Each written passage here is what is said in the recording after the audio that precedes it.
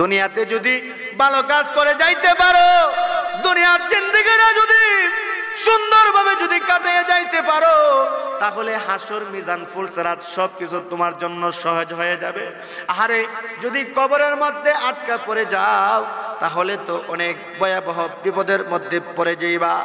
এই জন্য আল্লাহর নবীর একজন সাহাবী, যার নাম হলো হযরতে উসমান রাদিয়াল্লাহু তাআলা আনহু, উনি যখন কোনো কবরের পাশ দিয়ে অতিক্রম করতেন, কোনো কবরের কাছে যখন যাইতেন, কবরের কাছে যাওয়া মাত্রই চোখ দিয়ে পানিগুলি এরকম ভাবে উনি চাটতেন, হাউ মাউ করে উনি কান্নাকাটি করে দিতেন। উপস্থিত সাহাবায়ে কেরামরা ডেকে ডেকে বলতো, ও আল্লাহর নবীর সাহাবী উসমান, আপনি জান্নাতের কথা স্মরণ করেন, জাহান্নামের কথা স্মরণ করেন, আপনি এরকম ভাবে কাঁদেন না। আর কবরের কাছে আসলে আপনি কেন গো এরকম ভাবে চোখের পানিগুলি ছেড়ে দেন? কেন গো আপনি কবরের পাশে আসলে কেন আপনি এরকম ভাবে হাউ মাউ করে আপনি কান্না করেন? আপনার এই কান্না তো আমরা সহ্য করতে পারি না, আপনি কেন কাঁদেন? উসমান ডেকে ডেকে বলেন, ও নবীর সাহাবীরা শুনো, আল্লাহর পয়গম্বর বলেছেন আখিরাতের যতগুলা গাটি আছে, আখিরাতের যতগুলা গাটি আছে, এই গাটির মধ্যে সর্বপ্রথম গাটি হলো কবর। এই কবর থেকে যদি রেখাই পাই গো, এই কবর থেকে যদি বাঁচতে পারি, হাসর মিজান ফুলসিরাত সবগুলা আমার জন্য সহজ হয়ে যাবে। আর এই কবরের মধ্যে যদি আটকে পড়ে যায়, তাহলে হাসর মিজান ফুলসিরাত সবগুলার মধ্যে আটকে পড়ে যাব, ঠিক কিনা কন? এই জন্য গোপীনাথপুরের মুসল্লিয়ানে কেরামদেরকে বলতেছি, ও আমার বাবারা, ভাইয়েরা, যুবক ভাইয়েরা, লক্ষ্য করে শুনেন, এই কবরের চিন্তাটা অন্তরে আনতে হবে। আরে প্রত্যেক দিন যখন আপনি ঘুমাইবেন, এশারের নামাজের পরে যখন আপনি খাওয়া দাওয়া করে যখন ঘুমাইবেন, ঘুমের বিছানার মধ্যে আপনি ঘুমের মধ্যে একটু কল্পনা করবেন, আরে এমন যখন আপনি লাইটের চুইসগুলা যখন আপনি বন্ধ করে দেন, যখন অন্ধকার আপনি দেখেন, একটু চিন্তা করবেন, আরে এরকম অন্ধকার দেখা যাইতেছে, আমার কাছে কেমন লাগতেছে। আরে কবরের মধ্যে যখন আমি একা একা থাকবো, আমার সঙ্গে আমার বাবা হবে না, আমার মা হবে না, আমার ছেলে মেয়ে, আমার আপনজন কেউ আমার সঙ্গী হবে না, কেউ হবে না, কেউ আমার সঙ্গী হবে না। দুনিয়াতে কেউ যদি, বাবা যদি মুসিবতে পড়ে সন্তান দৌড়ায় আসে, সন্তান মুসিবতে পড়লে বাবা দৌড়ায় আসে, ভাই যদি মুসিবত পড়ে আরেক ভাই দৌড়াই আসে। আমার ভাই মুসিবতে পড়েছে, মুসিবত থেকে উদ্ধার করার জন্য সকলে দৌড়াই আসে। আহারে কবরের মধ্যে যখন কেউ মুসিবতে পড়ে যাবে, তখন তো তাকে সাহায্য করার মতো আর কারো ক্ষমতা নাই, ঠিক কিনা কর? ও মুসলমান বাবারা, ভাইয়েরা, এই কবরের চিন্তা করবেন। কবরের চিন্তা যখন আমাদের অন্তরে থাকবে, তখনই আমরা তাকাব্বুরি, অহংকারে, বিদ্বেষ, হিংসা আমাদের ভিতরে থাকবে না। এগুলা যখন আমরা বর্জন করতে পারবো, তাহলে আমরা হাঁটি ইমানদার হয়ে জান্নাতে যাইতে পারবো। কন্যা সুবহানাল্লাহ। এই জন্য মুসলমান বাবারা, ভাইয়েরা, আমাদের অন্তরের ভিতরে আল্লাহর ভয় থাকতে হবে, কবরের ভয় থাকতে হবে, হাসর মিজান ফুলসিরাতের ভয় আমাদের অন্তরে থাকতে হবে। এগুলা যদি আমাদের অন্তরে থাকে, তাহলে দুনিয়ার জিন্দেগিটাও আমাদের জন্য সুন্দর হয়ে যাবে, ঠিক কিনা কর? मौत को समझा है गाफिल, मौत को समझा है गाफिल, इख्तिताम जिंदगी दर हकीकत मौत तेरे इब्तिदाए जिंदगी। जिंदगी क्या मुख्तसर एक ख्वाब है, जिंदगी क्या मुख्तसर एक ख्वाब है, मौत क्या उस ख्वाब के ताबीर है, मौत क्या उस ख्वाब के ताबीर है। कैसे कैसे खूबसूरत, कैसे कैसे खूबसूरत रानियां शहजादियां, तन बदन सब गुल गया है, शिकल सूरत क्या हुई। तन बदन सब गुल गया है, शिकल सूरत क्या हुई। कैसे कैसे ताजदारा बादशाह चलबे से, कैसे कैसे ताजदारा बादशाह चलबे से। ओ खजीना बालहाना शान शौकत क्या हुई। ओ खजीना बालहाना शान शौकत क्या हुई। আল্লাহর নবী বলেন আল হায়াউ মিনাল ঈমান, হায়া হলো ঈমানের একটি অংশ, লজ্জা হলো ঈমানের একটি অংশ। ওয়াল ঈমানু ফিল জান্নাহ, যারা ঈমানদার তারা জান্নাতে প্রবেশ করবে। ওয়াল বাদাউল জাফাউ জাফাউ ফিন নার, প্রকান্তরে যারা লজ্জাহীনতা, যাদের লজ্জা নাই, হায়া নাই, তাদের ঈমানও সঠিক না। এবং লজ্জাহীনতা যাদের ভিতরে আছে তাদের স্থান হবে একমাত্র জাহান্নাম। কন্যা নাউজুবিল্লাহ। আল্লাহর পয়গম্বর বলেন লা ইয়াদখুলুল জান্নাতা মান কানা ফি কলবিহি মিসকালা যাররাতিন মিন কিবরি। আল্লাহর পয়গম্বর বলেন লা ইয়াদখুলুল জান্নাতা, জান্নাতে প্রবেশ করবে না মান কানা ফি কলবিহি মিসকালা যাররাতিন মিন কিবরি, যার ভিতরে অনুপরিমাণ অহংকার আছে, যার ভিতরে অনুপরিমাণ তাকাব্বুরি আছে। আল্লাহর পয়গম্বর বলেন যার ভিতরে বালুকণা পরিমাণ তাকাব্বুরি আছে, অহংকারী আছে, বিদ্বেষ আছে, পয়গম্বর বলেন ওই ব্যক্তি জান্নাতে প্রবেশ করতে পারবে না। কন্যা নাউজুবিল্লাহ। আল্লাহর পয়গম্বর বলেন ইয়াকুম ওয়াল হাসাদ ফাইনাল হাসাদা ইয়াকুলুল হাসানাতি কামা তাকুলুন নারুল খাতাবা। পয়গম্বর तमाम পৃথিবীর মানুষদেরকে ডেকে ডেকে কয় উম্মতেরা রে, ভালো করে শুনে নাও, তোমাদের ভিতরে অহংকার দূর করতে হবে। অহংকার, বিদ্বেষ, তাকাব্বুরি তোমাদের অন্তর থেকে দূর করতে হবে। যেরকম ভাবে তোমরা যদি অনেকগুলা কাঠ একত্রিত করিয়া ওই কাঠের মধ্যে যদি তোমরা আগুন লাগাইয়া দাও, আগুন যে মাত্র লাগাইবা ওই কাঠগুলা আস্তে আস্তে ওই আগুনে কাঠগুলা পুড়ে সারহার হয়ে যাবে। যেমনি ভাবে আগুন লাগানোর পরে কাঠগুলা পুড়ে সারহার হয়ে যাবে, তেমনি ভাবে পয়গম্বর বলেন যার ভিতরে অহংকার আছে, বিদ্বেষ আছে, তাকাব্বুরি আছে, নিজেকে নিজেই বড় মনে করে তাকাব্বুরি করে, হিংসা করে, বিদ্বেষ করে, যার ভিতরে এরকম কুস্বভাব আছে, তার আমল নামায় এরকম ভাবে কাঠগুলি যেরকম ভাবে আগুন লাগানোর পরে পুরে সারহার হয়ে যায়, অনেকগুলা কাঠ পুরে সারহার হয়ে যায়, তেমনি ভাবে যার ভিতরে অহংকার, বিদ্বেষ, তাকাব্বুরি আছে, আল্লাহর পয়গম্বর বলেন তার আমল নামা ওইভাবে পুরে সারহার হয়ে যাবে। কন্যা নাউজুবিল্লাহ। ও মুসলমানি বাবারা, ভাইয়েরা, আমাদের অন্তরে অহংকার থাকতে পারবে না, আমাদের অন্তরে বিদ্বেষ থাকতে পারবে না, আমাদের অন্তরে তাকাব্বুরি থাকতে পারবে না।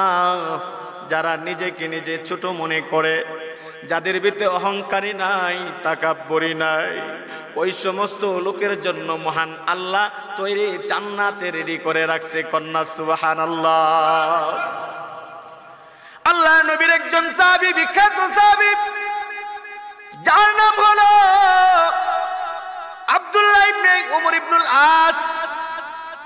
আব্দুল্লাহ ইবনে আমর ইবনুল আস ওই সাহাবী একদিন মসজিদে নববীতে আল্লাহর পয়গম্বরের সঙ্গে বসা ছিলেন।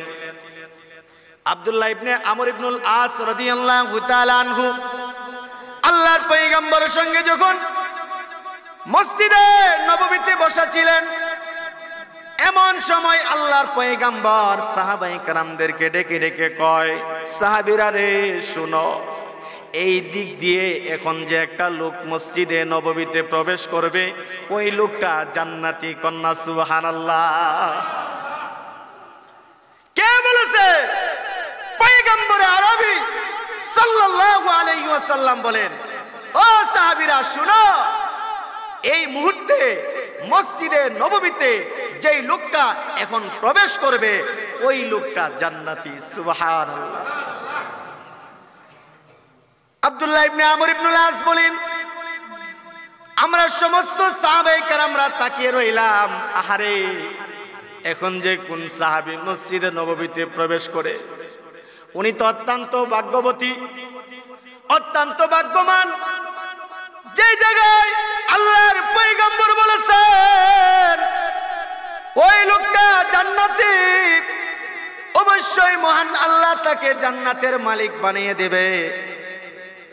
আব্দুল্লাহ ইবনে আমর ইবনুল আস বলেন, আমরা যখন তাকিয়ে রইলাম, কিছুক্ষণ পরে দেখি একটা লোক মসজিদে নববীতে প্রবেশ করতেছে। কন্যা সুবহানাল্লাহ।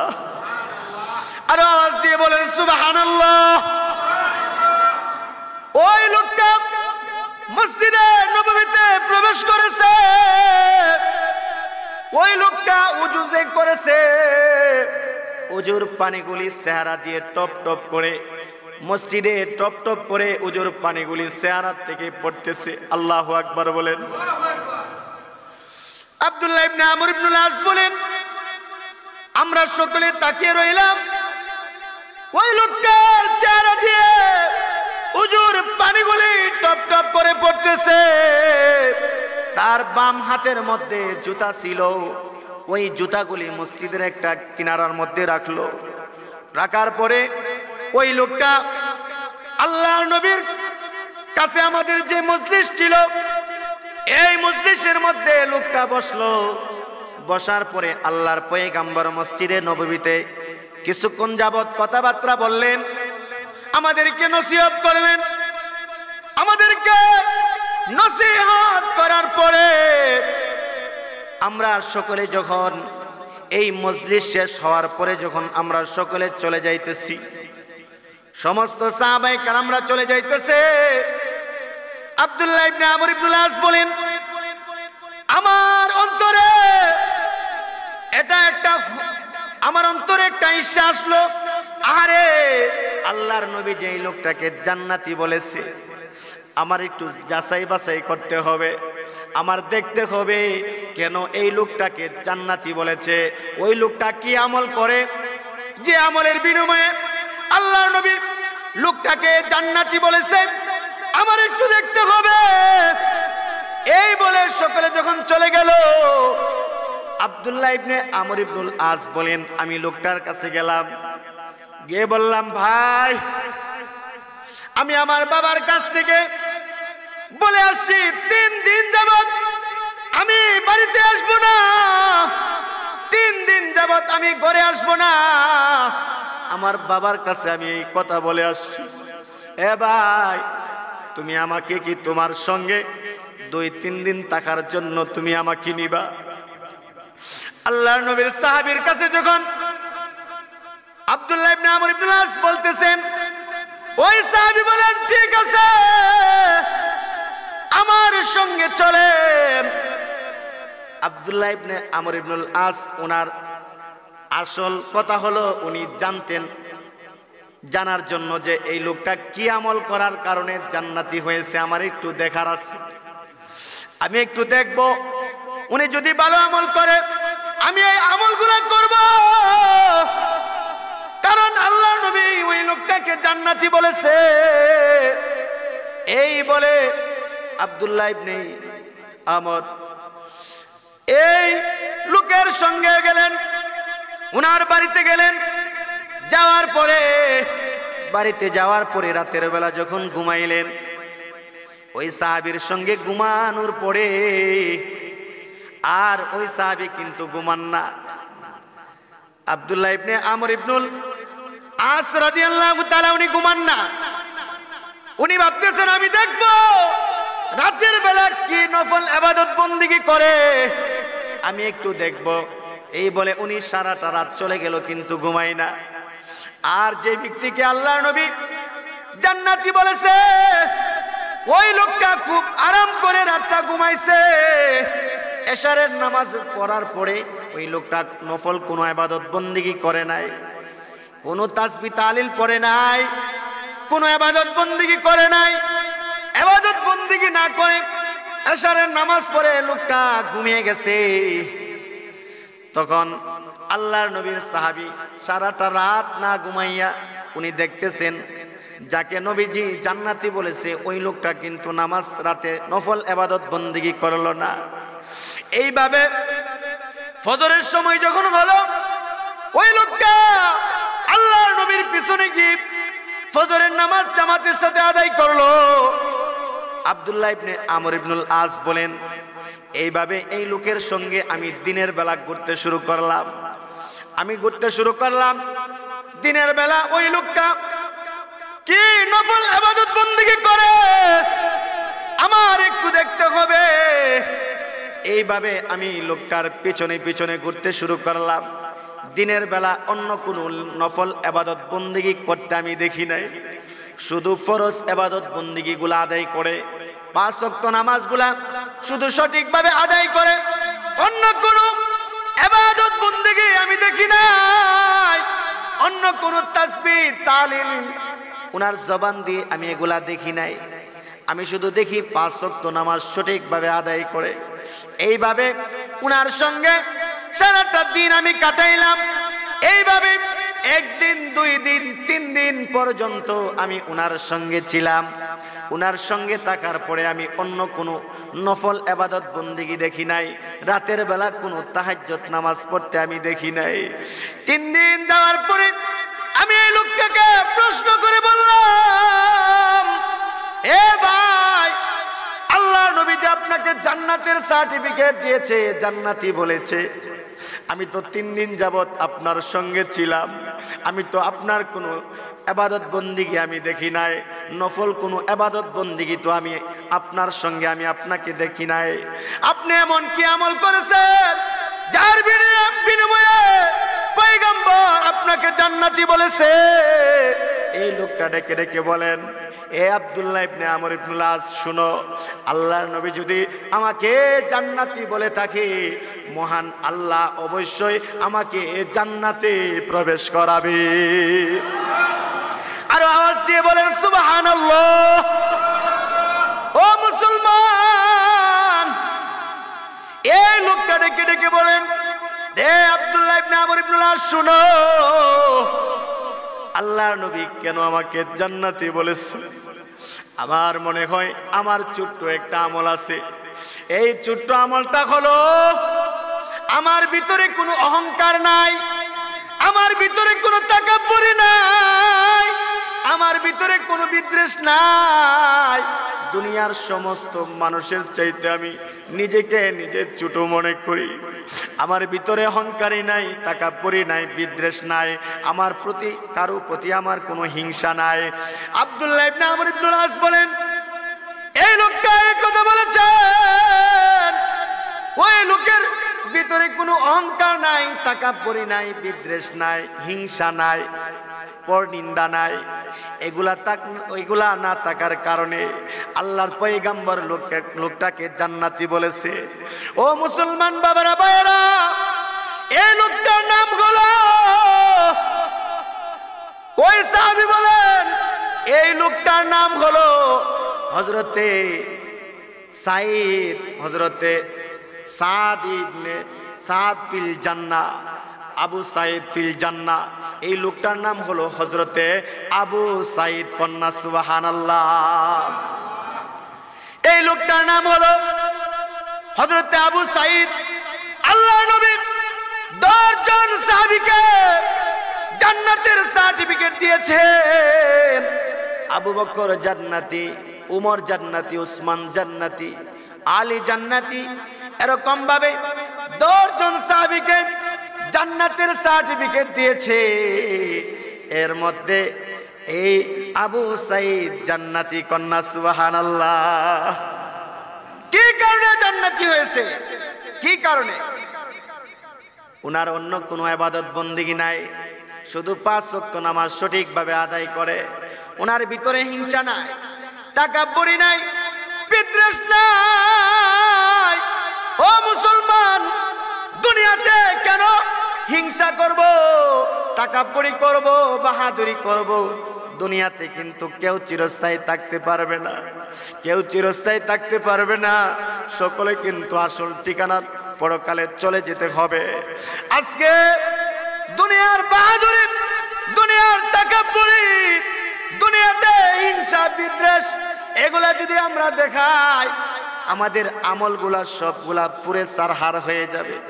ও মুসলমান, কাঠগুলির মধ্যে যদি আগুন লাগাইলে যেমন ভাবে কাঠগুলা পুরে চারহার হয়ে যায়, তেমনি ভাবে আমাদের অন্তরের মধ্যে যদি অহংকার বিদ্বেষ তাকাব্বুরি যদি থাকে, তাহলে আমাদের আমলগুলা ওইভাবে পুরে সারহার হয়ে যাবে। কন্যা নাউজুবিল্লাহ। এ মুসলমান বাবারা ভাইয়েরা, এই জন্য আমাদের অন্তরের মধ্যে তাকাব্বুরি থাকতে পারবে না, হিংসা থাকতে পারবে না, বিদ্বেষ থাকতে পারবে না। আরে দুনিয়ার কয়েকদিন জিন্দেগির জন্য, দুনিয়ার কয়েকদিন বাহাদুরি দেখানোর জন্য কেন আমরা হিংসা করব? কেন আমাদের অন্তরের মধ্যে তাকাব্বুরি দেখাবো? ওই সাহাবীর ভিতরে কোনো অহংকার না থাকার কারণে, শুধু 5 ওয়াক্ত নামাজ সঠিকভাবে আদায় করার কারণে মহান আল্লাহ জান্নাতের সার্টিফিকেট দিয়েছে। কন্যা সুবহানাল্লাহ। ও মুসলমান, দুনিয়ার জিন্দেগিটা হলো অল্প জিন্দেগি, যেই জিন্দেগির শুরু আছে আবার শেষ আছে। কিন্তু কবর নামক গৃহ করত অনন্তকাল অন্ধকার কবরে থাকতে হবে। এই কবরের সামানা, হাসরের সামানা, মিজানের সামানা, পুলসেরাতের সামানা, এগুলা দুনিয়াতে হাসিল করে যাইতে হবে, দুনিয়াতে আমল করে যাইতে হবে। দুনিয়াতে নেক আমলের জায়গা, পরকালে কিন্তু নেক আমলের জায়গা নয়, দুনিয়াতে হলো নেক আমলের জায়গা। ও বাবারা ভাইয়েরা, দুনিয়াতে যদি ভালো কাজ করে যাইতে পারো, দুনিয়ার জিন্দেগিটা যদি সুন্দরভাবে কাটিয়ে যাইতে পারো, দুনিয়াটার মধ্যে যদি ভালো কাজ করে যাইতে পারো, তাহলে কবর, হাসর, মিজান, পুলসেরাত তোমার জন্য সহজ হয়ে যাবে। দুনিয়াতে যদি ভালো কাজ করে যাইতে পারো, নেক আমল করে যাইতে পারো, মহান আল্লাহ তোমার এই নেক আমল বদলতে তোমাকে জান্নাতে প্রবেশ করাইয়া দিবে। আমরা সকলে জান্নাতে যাওয়ার জন্য প্রস্তুত কিনা?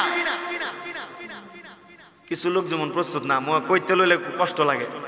আমরা সকলে জান্নাতে যাওয়ার জন্য প্রস্তুত কিনা? আমরা সকলে জান্নাতের আশা করি কিনা? আমরা সকলে জান্নাতের আশা করি। আল্লাহ 2টা পথ দেখাইয়া দিছে, বান্দা তুমি যদি ভালো কাজ করো তাহলে তুমি জান্নাতে যাইতে পারবা। এটা আমি আল্লাহ বলে দিয়েছি। ভালো কাজ করো, সৎ কাজের আদেশ করো, তুমি ভালো ভালো কাজ করবা, নেক আমল করো, তাহলে তুমি জান্নাতে যাইতে পারবা। আর যদি তুমি মন্দ কাজ করো, তোমার মনটাকে যেমনে মন চায় এমনি যদি তুমি কাটাও, নামাজ পড়ো না, রোজা রাখো না, যাকাত দাও না, সঠিকভাবে আল্লাহ পাকের ইবাদত বন্দেগী তুমি করো না, তাহলে তোমার জন্য মহান আল্লাহ জাহান্নামও প্রস্তুত করে রাখছে। কন্যা নাউজুবিল্লাহ। আমরা কেউ জাহান্নামে যাইতে রাজি না, ঠিক কিনা কর? কেউ জাহান্নামে যাইতে রাজি না। আমরা সকলে জান্নাতের আশা করি।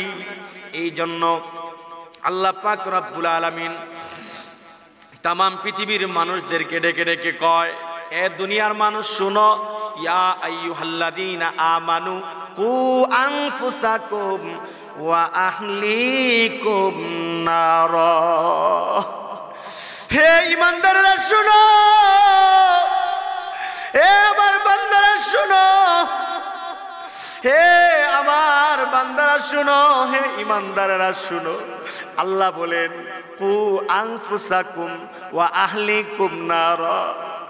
ও ঈমানদাররা শুনো, তোমরা নিজেরা জাহান্নামের আগুন থেকে বাঁচো এবং তোমাদের পরিবার পরিজনদেরকে জাহান্নামের আগুন থেকে রক্ষা করো। নিজেরাও জাহান্নামের আগুন থেকে বাঁচতে হবে, নিজেদের ছেলে মেয়ে স্ত্রী মা বাপ আত্মীয় স্বজন যারা আমাদের নৈকট্য তাদেরকেও জাহান্নামের আগুন থেকে রক্ষা করতে হবে, ঠিক কিনা কর? ও মুসলমান, কেমনে জাহান্নামের আগুন থেকে রক্ষা করব? নিজেরাও খারাপ কাজ থেকে বিরত থাকতে হবে। নিজের ছেলে মেয়ে, নিজের স্ত্রী, নিজের ভাই বোন আত্মীয় স্বজন তাদেরকেও খারাপ কাজ থেকে বিরত রাখতে হবে, ঠিক কিনা কর? ও মুসলমান, শুধু নিজের চিন্তা করলে চলবে না, নিজেই জান্নাতে যাওয়ার চিন্তা করলে চলবে না। নিজেও যেমন জান্নাতে যাইতে হবে, নিজের ছেলে মেয়েদেরকেও জান্নাতে নিতে হবে, ঠিক কিনা কর? মা বাপ ভাই বোন আত্মীয় স্বজন তাদেরকেও জান্নাতে নিতে হবে। এই জন্য আল্লাহ পাক রব্বুল আলামিন বলেন, এ দুনিয়াবাসী শুনো, নিজেরাও জাহান্নামের আগুন থেকে বাঁচো, তোমাদের পরিবার পরিজনদেরকেও জাহান্নামের আগুন থেকে রক্ষা করো, তাদেরকেও নামাজের জন্য আদেশ করো, তাদেরকেও নামাজ শিক্ষা দাও, তাদেরকেও ভালো কাজের আদেশ করো, সৎ কাজের আদেশ করো, মন্দ কাজ থেকে তাদেরকে বিরত রাখো। ও দুনিয়াবাসী শুনো, এই পৃথিবীর মধ্যে কেউ চিরস্থায়ী থাকতে পারবে না। এই তাম পৃথিবী যারা শাসন করেছেন, চারজন বড় বড় বাদশা ছিল। এর মধ্যে মুসলমানের মধ্যে একজন বাদশা ছিল, যার নাম হলো বাদশা জুলকারনাইন। বাদশার নাম কি? বাদশার নাম হলো বাদশা জুলকারনাইন। ওই বাদশাকে মহান আল্লাহ এমন একটা স্পেশাল পাওয়ার দিয়েছিল, এমন একটা ক্ষমতা দিয়েছিল। বাদশা জুলকারনাইনকে মহান আল্লাহ তাআলা মুজিজা স্বরূপ একটা ঘোড়া দিয়েছিল। এই ঘোড়াটা চোখের দৃষ্টি যেখানে গিয়ে পৌঁছতো, এক একটা কদম ওই জায়গার মধ্যে গিয়ে পৌঁছতো। কন্যা সুবহানাল্লাহ। যে বাদশা জুলকারনাইন তাম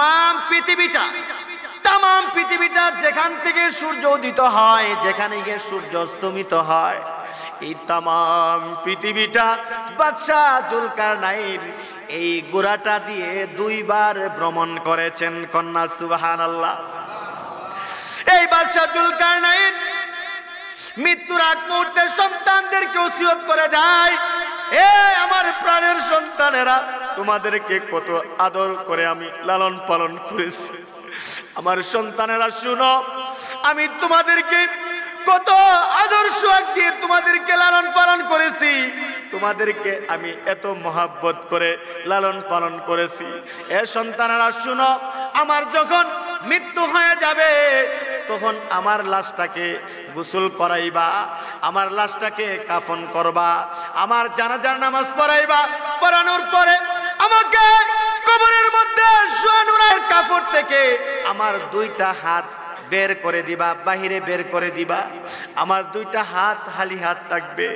আমার তাম মানুষদেরকে আমাকে ঘুরাইয়া ঘুরাইয়া দেখাইবা আর বলবা, ও দুনিয়াবাসী দেখো, সারা পৃথিবী যিনি শাসন করেছে, সারা পৃথিবী যার কথা মতে চলছে, সারা পৃথিবীর সব কিছু যিনি শাসন করেছে, সারা পৃথিবীর যিনি বাদশা ছিল, ও দুনিয়ার মানুষ দেখো আজকে দুইটা হাত খালি হাতে যাইতেছে। ও দুনিয়াবাসী শুনো, দুনিয়ার টাকা পয়সা, দুনিয়ার ধন দৌলত, দুনিয়ার সম্পদ কোনো কিছু কিন্তু সঙ্গী হবে না। সঙ্গী হবে হলো নেক আমল। দুনিয়াতে যদি ভালো কাজ করে যাইতে পারো, দুনিয়ার জিন্দেগিটা যদি সুন্দরভাবে যদি কাটিয়ে যাইতে পারো, তাহলে হাসর মিজান ফুলসিরাত সবকিছু তোমার জন্য সহজ হয়ে যাবে। আরে যদি কবরের মধ্যে আটকা পড়ে যাও, তাহলে তো অনেক ভয়াবহ বিপদের মধ্যে পড়ে যাইবা। এই জন্য আল্লাহর নবীর একজন সাহাবী, যার নাম হলো হযরতে উসমান রাদিয়াল্লাহু তাআলা আনহু, উনি যখন কোন কবরের পাশ দিয়ে অতিক্রম করতেন, কোন কবরের কাছে যখন যাইতেন, কবরের কাছে যাওয়া মাত্রই চোখ দিয়ে পানিগুলি এরকম ভাবে উনি চাটতেন, হাউ মাউ করে উনি কান্নাকাটি করে দিতেন। উপস্থিত সাহাবায়ে কেরামরা ডেকে ডেকে বলতো, ও আল্লাহর নবীর সাহাবী উসমান, আপনি জান্নাতের কথা স্মরণ করেন, জাহান্নামের কথা স্মরণ করেন, আপনি এরকম ভাবে কান্দেন না। আর কবরের কাছে আসলে আপনি কেন গো এরকম ভাবে চোখের পানিগুলি ছেড়ে দেন? কেন গো আপনি কবরের পাশে আসলে কেন আপনি এরকম ভাবে হাউ মাউ করে আপনি কান্না করেন? আপনার এই কান্না তো আমরা সহ্য করতে পারি না, আপনি কেন কান্দেন? উসমান ডেকে ডেকে বলেন, ও নবীর সাহাবীরা শুনো, আল্লাহর পয়গম্বর বলেছেন আখিরাতের যতগুলা গাটি আছে, আখিরাতের যতগুলা গাটি আছে, এই গাটির মধ্যে সর্বপ্রথম গাটি হলো কবর। এই কবরতেই যদি রেখাই পাই গো, এই কবর থেকে যদি বাঁচতে পারি, হাসর মিজান ফুলসিরাত সবগুলা আমার জন্য সহজ হয়ে যাবে। আর এই কবরের মধ্যে যদি আটকে পড়ে যায়, তাহলে হাসর মিজান ফুলসিরাত সবগুলার মধ্যে আটকে পড়ে যাব, ঠিক কিনা কন? এই জন্য গোপীনাথপুরের মুসল্লিয়ানে কেরামদেরকে বলতেছি, ও আমার বাবারা, ভাইয়েরা, যুবক ভাইয়েরা, লক্ষ্য করে শুনেন, এই কবরের চিন্তাটা অন্তরে আনতে হবে। আরে প্রত্যেক দিন যখন আপনি ঘুমাইবেন, এশারের নামাজের পরে যখন আপনি খাওয়া দাওয়া করে যখন ঘুমাইবেন, ঘুমের বিছানার মধ্যে আপনি ঘুমের বিছানার মধ্যে একটু কল্পনা করবেন, আরে এমন যখন আপনি লাইটের চুইসগুলা যখন আপনি বন্ধ করে দেন, যখন অন্ধকার আপনি দেখেন, একটু চিন্তা করবেন, আরে এরকম অন্ধকার দেখা যাইতেছে, আমার কাছে কেমন লাগতেছে। আরে কবরের মধ্যে যখন আমি একা একা থাকবো, আমার সঙ্গে আমার বাবা হবে না, আমার মা হবে না, আমার ছেলে মেয়ে, আমার আপনজন কেউ আমার সঙ্গী হবে না, কেউ হবে না, কেউ আমার সঙ্গী হবে না। দুনিয়াতে কেউ যদি বাবা যদি মুসিবতে পড়ে, সন্তান দৌড়াই আসে, সন্তান মুসিবতে পড়লে বাবা দৌড়াই আসে, ভাই যদি মুসিবত পড়ে আরেক ভাই দৌড়াই আসে। আমার ভাই মুসিবতে পড়েছে, মুসিবত থেকে উদ্ধার করার জন্য সকলে দৌড়াই আসে।